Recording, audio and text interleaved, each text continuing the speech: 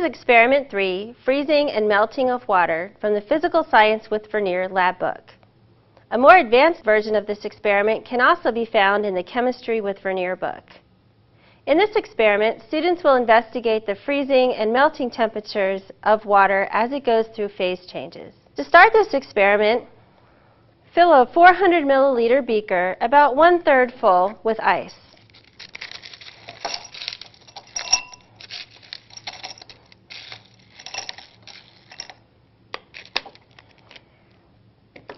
Add 100 milliliters of water to the beaker.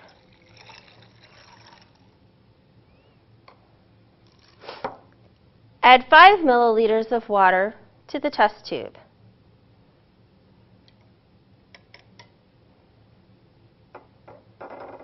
Insert a temperature probe into the test tube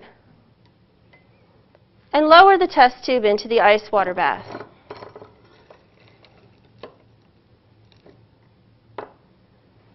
Connect the temperature probe to LabQuest. LabQuest is already connected to the computer. Notice that the sensor auto-IDs. For this experiment, we want to open an experiment file. To do this, choose File, Open.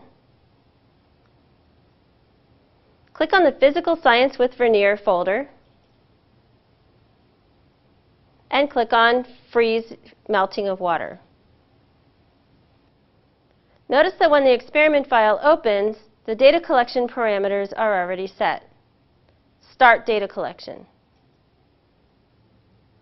Soon after starting data collection, add 5 spoonfuls of salt to the ice water bath.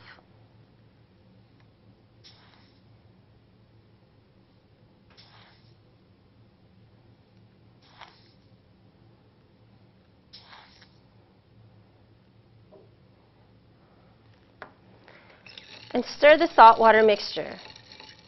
At the same time, you want to gently move the temperature probe in the test tube. Continue stirring and gently moving the temperature probe for the entire 15 minutes of data collection. After about 10 minutes, you may find that your temperature probe has frozen into the water in the test tube. When that happens, it's okay to stop moving the temperature probe. When data collection is finished, you want to analyze the flat portion of the graph to determine the freezing temperature of water. To do this, move your cursor to the beginning of the flat portion of the graph, click, and drag across to the end of the flat portion of the graph. Click on the Statistics button and record the mean temperature as the freezing temperature of water on your data table. Notice on the graph that during the first part of data collection, the temperature in the test tube is dropping.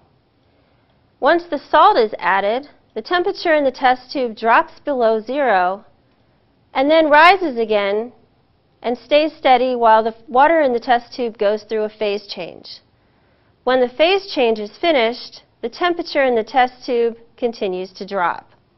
In the second part of this experiment, you will investigate the phase change in the opposite direction as the ice in the test tube melts back into water. For full lab instructions and sample data, visit our website.